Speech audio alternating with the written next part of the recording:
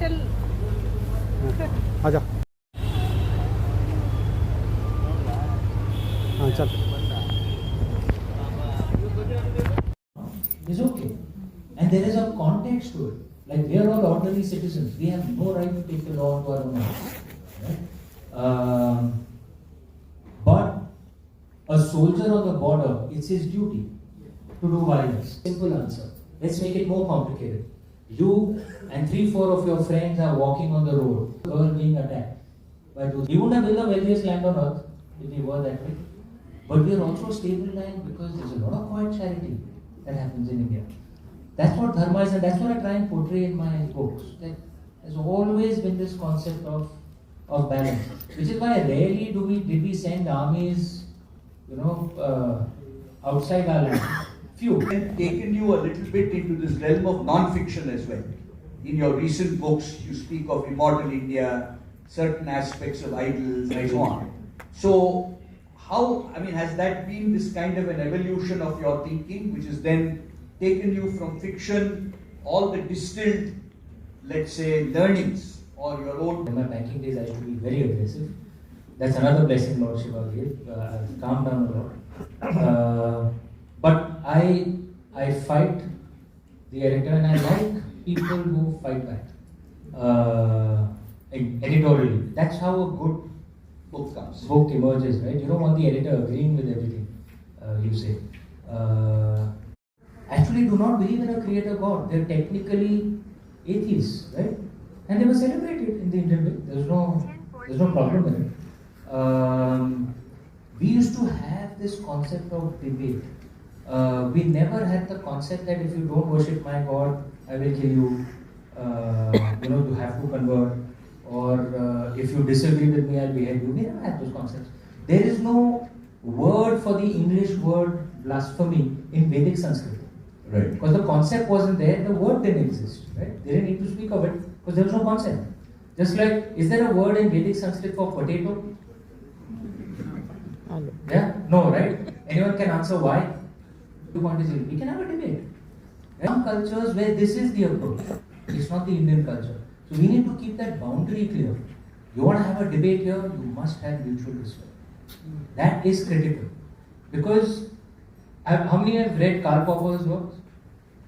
Yeah? The intolerance fallacy, right? If you are tolerant of the intolerant, then tolerance will die. Right? So you have to be tolerant of the tolerant, but you have to have a boundary. If someone comes in trying to be intolerant, then everyone has to come. No, sorry. That's unacceptable. That, as long as that clarity is there, in the Indian way, we must have debate, have more and more debate. We all have a right to our ideology. Someone else has a right to their ideology. Let's debate. Right. Very, very nice discussion. I think we covered writing, a culture of tolerance. I'm talking now, for example, about debates between the 16th and 17th centuries in Vedanta. If you take the literature, say, of Bhattoji Dikshita, which is Madhva Tattva Mukhamardana, and then the response to it by the Draitans, Vadiraja, no insult is spared in their exchanges. They are going hammer and tongs at each other. The Bhattoji Diksha saying Madhva is not only false, but he's the greatest menace to Vedantic thought, etc. Now, it was not about being tolerant, it was actually about Mardana, it was actually use the Navyanyaya techniques. You were respected as an adversary, even though you were hated and reviled. Okay? So I don't think this is a question that we, have been traditional, just loved everybody and, we each other very far. But if you knew the processes of arguing, you were worthy of being my logic. So I did not say that we were like how the Pacific Islanders or Fiji and historian, American historian. He said among the bloodiest in human history. Right? Practically, where did all our ancient universities go? They didn't decline quietly. It sounds so simple and easy, self-publishing your first book. How did you market it before Facebook, before Insta and all the social media? The follow-up question is, if you were writing your first book today, how would you market it? The water and paddling furiously. 13 books in 5 all bestsellers. I think it's really commendable and No, 13th one has just been launched. Just been launched. Depending on the love of you guys to make it a bestseller. okay. So that's one question, that how did you churn out so many books together? The second question is, when you started there was no AI, but now writers are using AI, even students are using AI. How do you do that? And what is not? That is a very long question. I've done some interviews on that. I think it's a lot more nuanced. I don't think AI is good enough as yet to replace a writer, to be honest. I keep doing an experiment on it every 4-5 months. And do I still have a job? As of now, I think I still have a job. But AI is really good at research. Will there come a day when AI could be as good to write a book? Perhaps, yes. I don't know what I'll do at that time. But I think those who already built up a name, they'll probably continue. Great audience. Thank you, Amit, for being with us today. Right. And if I may add, I think you should applaud for Arun as well. Among the most thought-provoking questions I've seen. Otherwise, setting up any festival is not easy. Setting up any business is not easy. But most importantly, sustaining it is really the biggest challenge. And the fact that you all have got to the 10th year, we've been able to inspire about 300 other festivals across the world, from the Bay Area Berkeley Festival to Kubo. It's a gem of a festival in a gem of a city, and I'm absolutely honored to be here, for being in conversation. And to my hosts who really given us one of the most comfortable nights last night. Thank you. Said about me should not be believed, because it's myth making. It's primarily because I have long hair and I speak in a particular way that everybody thinks that and that's being first in the British Navy. My grandfather, having left his homestead when he was 9, went to Japan, studied America and Oxford, came back as conservator of forests to the Madras presidency, including parts here. So we were never sort of brought up in this thing of, these exist. So you rationalized it. So if I woke up in the night and saw this apparition next to me, I used to, many of you remember the cassette player with the automatic switch off button. So I used to think that, oh, it must have switched off, and that would have subconsciously woken me up. And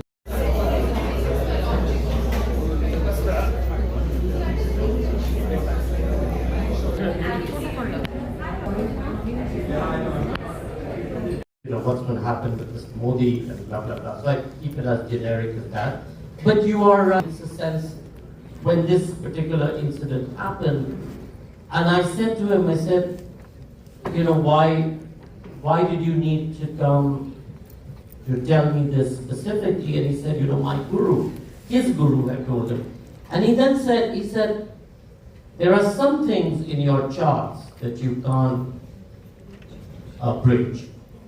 And if it had happened to me, I would have lost an ung or a body. It would have been very extreme, because my chart on that day was whatever it was.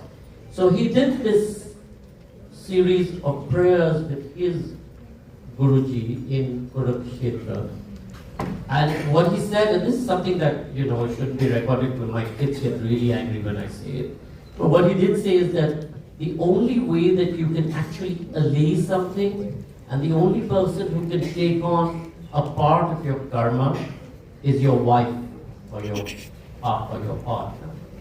And that's the only way that you can somewhat reduce the impact of this kind of incident. He's often, to be fair to him, he's often come and said stuff. When I asked him, when Tarun was sent to jail, I said, when would he come out? And everybody thought he'd come out in 2 days. And he said, 20th of May, and we were like, are you? Last question, yeah. I have two things to say. I have two things to say. First thing is, I have a few inspirations and things you might like, and how do I send them to you? Email ID and love to hear them. Thank you. Second one is, I had like many times in the dark rooms or when I was younger than I am now.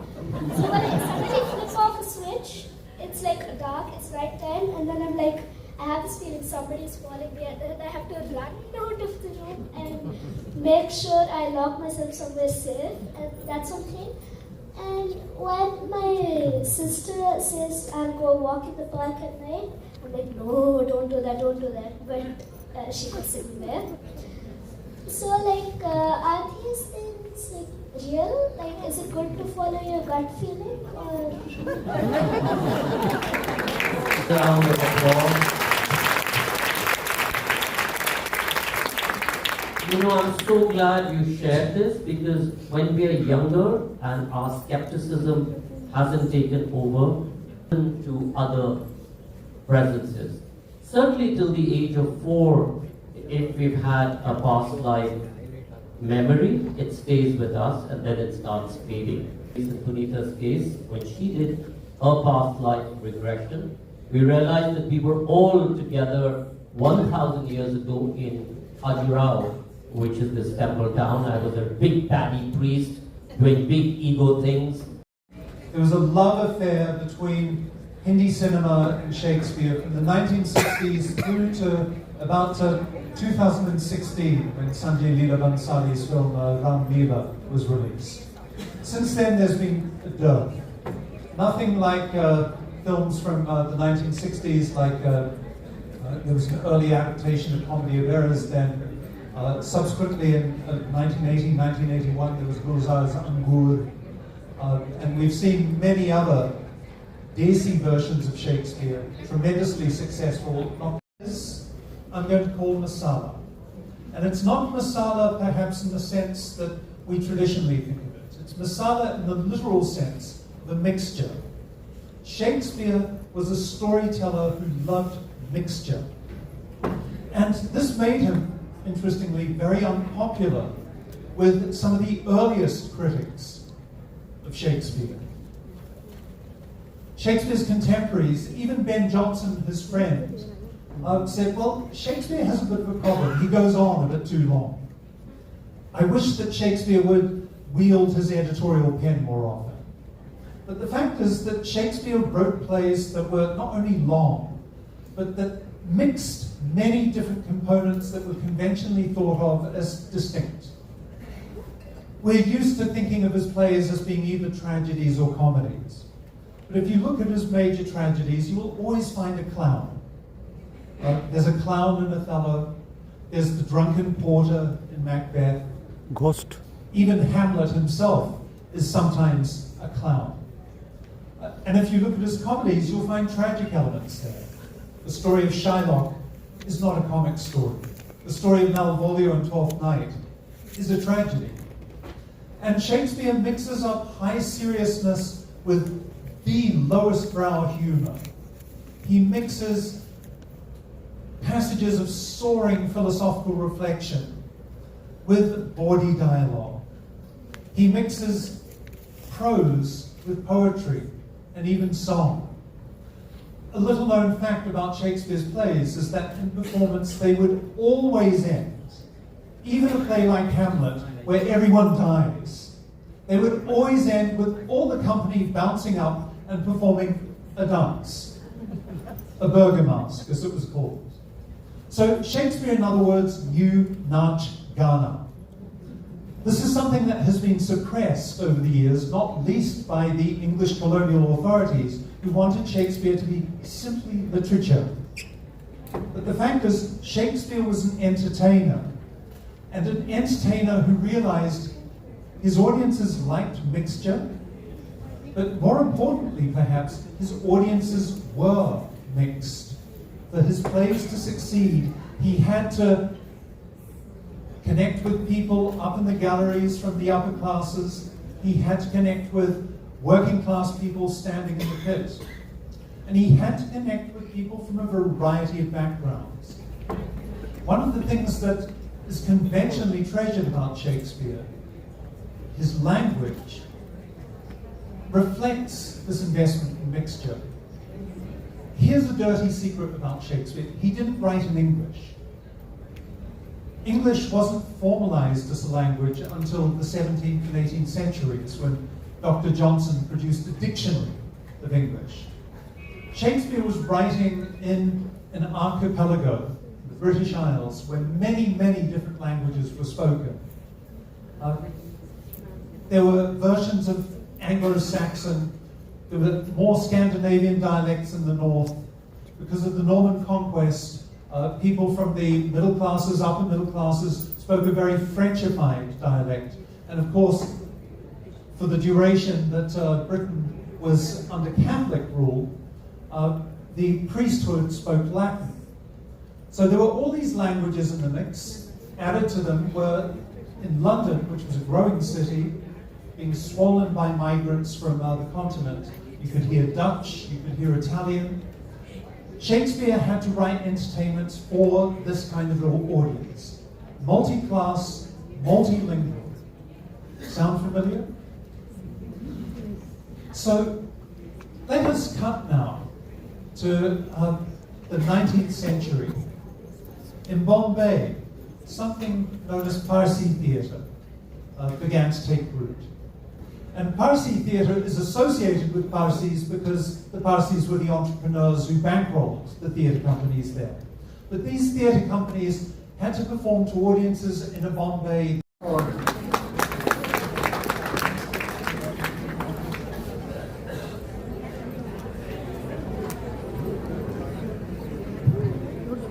All right. So we'll try our best into technology and jargons, try to keep it relevant for the authoring. All right. On to the next one. My job is to build and innovate, churn out new products for Excelsoft for our global customers. So I'm a hardcore techie. I'm into products. For years I've been reading tons of leadership and personal productivity books, which also prompted. So I'm happen to be an author in the making. This is my first era lens on top of the good old, well-proven leadership principles. So particularly aimed at mid-career professionals who are still in the climb, because the book is itself written from the middle of the climb, not from the finish line. Ajay Pramod. Ajay is a good friend, a fellow AI enthusiast. He runs his own company called Netrade, providing AI solutions to get the application of AI across domains. How can you save time? How can you improve your personal productivity? How can you author a better book? How can you increase your business revenue? How we help people look at solutions using AI, right? So that's where we are. Humanity, the human civilization, has seen several revolutions. We have seen several revolutions. In the 1400s, there was the Industrial Revolution, steam engine. The lathe all came in. A lot of mechanical things came into the picture. Then a few hundred years later came in the Electrical Revolution, followed by the electronics. So why is it so different? This is yet another revolution. So the reason AI stands out is that it can write poems, it can do art, it can compose parameters and try to get your output. And every time you do this, either of these sections, you are able to get the best output, right? So if you break it down, it's task, format, topic, and again, if more content out of it, right? So I took the same thing. So if you see what I showed you as my prompt, in terms of, most of you will say, hey, oh, AI will replace us. No, I think at a stage, like I said, AI clearly lacks taste. It is trained on all the data. So if you see the AGI 1 to ChatGPT, whatever, 5.5, 5.6 right now, this has been same for a lot of content now because of AI, because of our access to mobile phones, smartphones. So there is a larger crowd which is crawling right now. But again, most of you in this room, I believe you are in the reading, thinking, and writing category. We are the thinkers. I want to help the writers. In my next 20 minutes, I'm going to give you. But we also try to cover some of the ways you can actually interact with it. Right? If you are trying to publish a book, or if you have already published a book, or looking at a next book, talk to it. It's going to give you the output in the same way. So the structurally, If you put it to view, that's the first section. So reading, I think most of you already read the book and ask AI, than asking, okay, what summarizes? You can ask it, okay, you looked at this particular structure and try to give me a detail. Most of these books, the author has a blueprint in the mind. You might ask. But if you ask the same thing, you know, I'm going to give you a particular snapshot or a bunch of images, you kind of break it down for me, it will give you probably a better structure. Understand, okay, you know, what is the counterpoint, right? So it's much easier to see, we went in, now we want to review it, right? So normally when you write in a particular tone or in a particular structure of the story or the context, but now 3 roles, for example. I've taken 5 roles, but it could be X, right? You can figure it out, your structure. So rewrite this better rather than saying, hey, try to give me multiple variations of the same, mirror your thoughts in a much different way. So is my writing good? See, remember, AI is always a yes man. It'll always say, is my idea good? It will say yes. You can use, where you can ask it, editor, critic. Again, this varies from domain to domain. I am largely with a reader or a author audience, so these are the roles. I think it's fine, easier. Functionality of an AI agent, very aggressively in our own work. Right? The book. Writing in multiple languages. So if you're writing in English and you want to understand, okay, how this look like in Hindi or Tamil or Kannada, so again, you can use AI. AI is extremely good at this because it's been trained on 140, 150 languages already. It's all there in the existing base model probably of ChatGPT, Claude, Gemini. So the moment you ask it, okay, if I want to convey this message in English, if I want to again correlate this to another language, what I'm trying to, when you are, again, trying to brainstorm, like I said, if you are thinking, if you want AI to be a thinking partner, it is already there. AI is going to be a default yes man in most cases. In any context, it will ask your response is the right response. Because it will so one thing that we wanted to kind of discuss after reading was, we all know that AI can write books, AI can write articles, AI can write detailed 5-page, 10-page articles, but it can also write books. So in an era where AI can write books, why should anybody in this room, why should anybody in this room even take a stab at writing a book? Why don't we delegate all that to AI? You want a candid response and some tips and tricks, not a polite one. I think the writing is, again, like I said, the taste, the data patterns is already there. The writing context, it can write to you as a scientist, it can write to you as an author, it can write to you as probably some of the famous authors because their data is already there, it's been trained on it.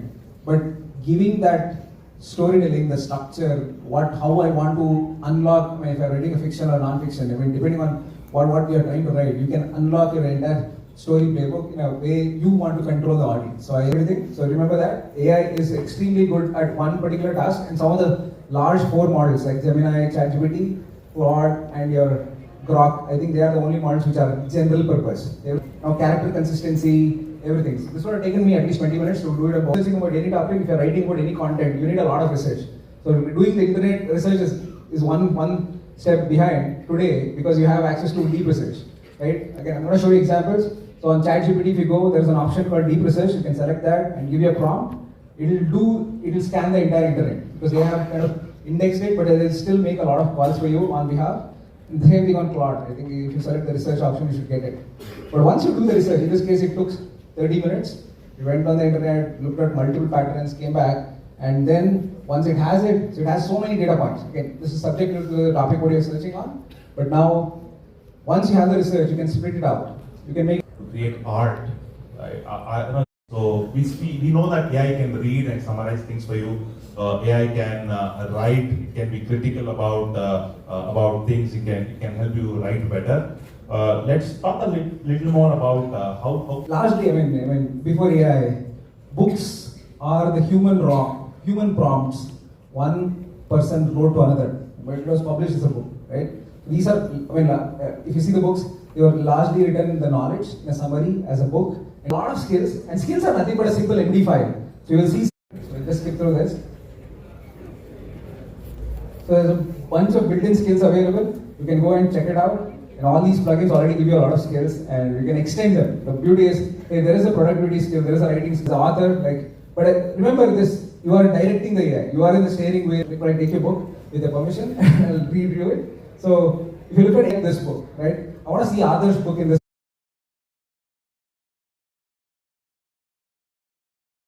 No, because even you read recent Mark Zuckerberg interview, they don't know where the tipping point is.